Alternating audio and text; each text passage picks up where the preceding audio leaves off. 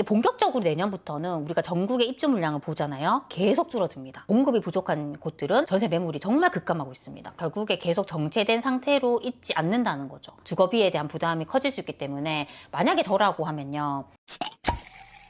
혜비치님, 매매 가격도 궁금하긴 한데 전세가 필요하신 분들은 전세 가격도 좀 궁금하실 것 같아요. 그래서 앞으로 전세 가격이 대략 어떻게 흘러갈지 혹시 여쭤봐도 될까요? 네. 앞으로 전세 가격이 어떻게 움직일지 영상 보시는 분들도 되게 궁금하실 것 같아요. 그렇죠? 그래서 제가 생각하는 부분 하나씩 좀 말씀을 드리도록 하겠습니다.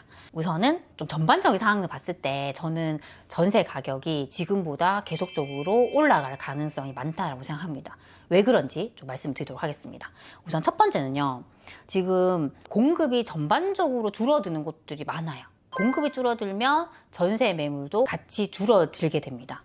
이게 보면 최근에 몇 년 동안 기조를 보면요. 신규 아파트 공급이 많이 줄었어요. 그렇죠? 뭐 건설사 경기도 안 좋았고 여러 요인 때문에 줄기 때문에 그렇게 되면 전세로 우리가 들어갈 수 있는 집의 개수가 줄어드는 거죠. 예를 들면 예전에 저희 아이들이 되게 좋아하는 만화가 있었어요. 거기서 자동차 장난감을 팔았거든요. 근데 항상 그 장난감은요. 생산량을 되게 적게 하더라고요. 그렇게 되면 사고 싶은 사람이 많은데 공급이 적으니까 가격을 올릴 수밖에 없어요. 그래서 그거 사주려고 엄마들이 막 도매, 문구점 앞에 뭐 새벽부터 막 줄을 서서 사려고 하고 그래도 못 산 분들이 많거든요. 그러면 그게 나중에 먼저 그걸 샀던 분들이 중고 시장에 몇 배의 가격으로 팔게 되는 거죠. 그러니까 이게 집도 똑같아요. 그래서 만약 나는 전세 들어가고 싶은데 전세 매물이 없으면요. 결국에는 가격을 올릴 수밖에 없습니다. 그래서 이제 그런 공급에 대한 부분이 전세 가격에 정말 영향을 많이 줄 수 있다고 보고요. 이게 본격적으로 내년부터는 우리가 전국의 입주 물량을 보잖아요. 계속 줄어듭니다. 특히나 서울 같은 경우는요. 공급이 정말 없어요. 계속 줄어들기 때문에 앞으로 전세 가격이 많이 올라갈 가능성이 많다라고 좀 보시면 됩니다.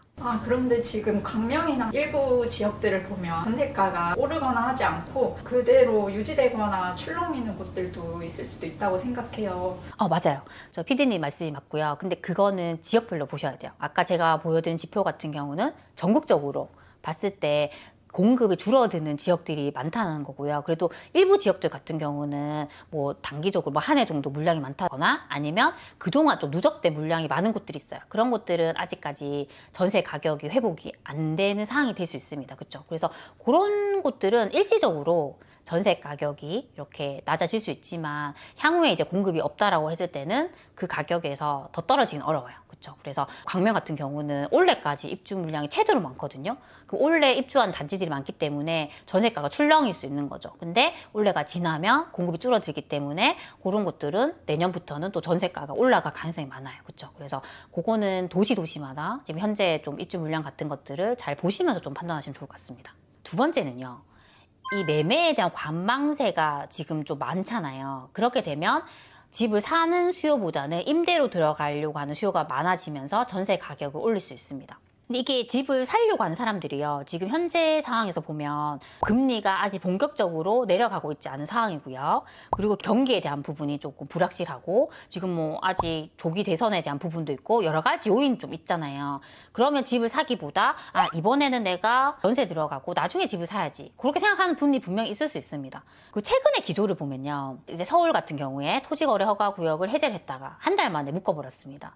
더 큰 구역으로 묶었고요. 그리고 지금 이 지역들 말고 갑자기 급등하는 지역들이 나타나면 규제 지역으로 묶겠다라고 엄포를 놓은 상황이죠. 이런 요인 때문에 당분간은 이게 조금 내가 관망해야겠다. 그런 분들이 분명히 있을 수 있습니다. 그리고 또 이제 집을 사려고 했을 때 다 100% 내 돈이 있는 사람이 많진 않잖아요. 대출을 받아야 되는데 지금 현재는 서울 수도권 위주로 대출 규제가 계속 더 늘어나고 있거든요. 그런 상황들 때문에 이번에 집을 사지 말고 조금 기다려보자. 그런 분들이 더 많아질 수 있는 거죠. 근데 이렇게 매매가 주춤을 하게 되면요. 전세 가격이 더 올라갈 수밖에 없는 거죠. 근데 이게 중요한 거, 우리가 꼭 기억해야 될 게 뭐냐면요. 매매 가격이 결국에 계속 정체된 상태로 있지 않는다는 거죠. 매매가는 정체가 되어 있는데 전세가 계속 올라가주면요.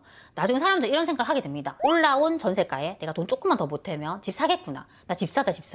그쵸? 이 매매 수요로 전환이 되면서 결국에는 매매가가 올라가게 되는 거죠. 그렇게 연출될 수 있는 곳들이 많아요. 그래서 최근에 서울 상급지대 같은 경우도 원래 정체가 되어 있다가 그 전세가가 먼저 올라와 줬습니다. 그게 자극을 해서 결국에는 매매가를 치고 올리기 때문에 그런 현상들이 결국에는 더 많이 나타날 수 있다. 그렇게 좀 보여집니다. 그리고 세 번째는요, 전세보다 지금 월세를 조금 선호하는 현상들이 많이 발생하고 있습니다.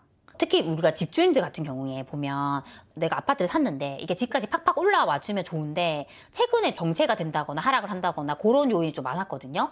그러면 아예 그럴 바에는 내가 집을 사서 월세를 좀 받아보자. 월세를 받으면 내가 매달 내 통장에 돈이 이렇게 들어오니까 오히려 그런 부분이 좋을 수 있잖아요. 그렇죠? 그래서 여력이 되는 분들은요, 뭐 대출 같은 거 이렇게 받아가지고 전세보다는 월세로 이렇게 세팅을 하는 분들이 많아지고 있습니다. 그래서 이제 그로 인해서 이제 전세 매물이 더 부족해질 수 있는 부분이고요. 그리고 이런 부분도 있어요. 지금 대출 규제 중에서 조건부 전세 대출을 제한하는 부분이 있는데 그게 어떤 내용이냐면 만약에 내가 집을 샀어요. 내가 집을 사게 되면 소유자가 바뀌잖아요. 그런 상황에서 내가 세입자를 구하게 되면요. 이 세입자의 전세자금 대출을 해주지 않겠다라는 부분입니다. 그게 지금 서울은 수도권에 우리가 집을 사게 됐을 때 이런 요인이 있기 때문에 그렇게 되면 오히려 전세는 잘 안 맞춰질 수 있잖아요. 그러면 월세로 맞추겠다. 그런 분들이 있을 수 있기 때문에 그런 것들도 전세 가격을 올리는데 좀 영향을 줄 수 있습니다. 그리고 마지막으로 네 번째는요. 임대차 3법 중에서 계약갱신 청구권 때문입니다. 이 계약갱신 청구권은요. 만약에 세입자가 2년을 살았어요.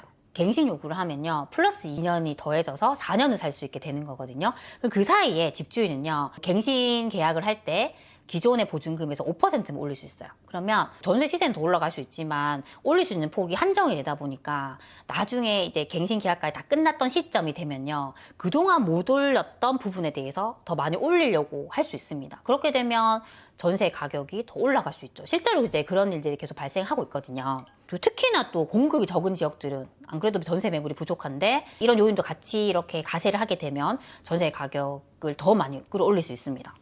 제가 오늘은 전세 가격이 앞으로 올라갈 수밖에 없는 이유에 대해서 한 4가지 정도로 말씀을 드렸습니다.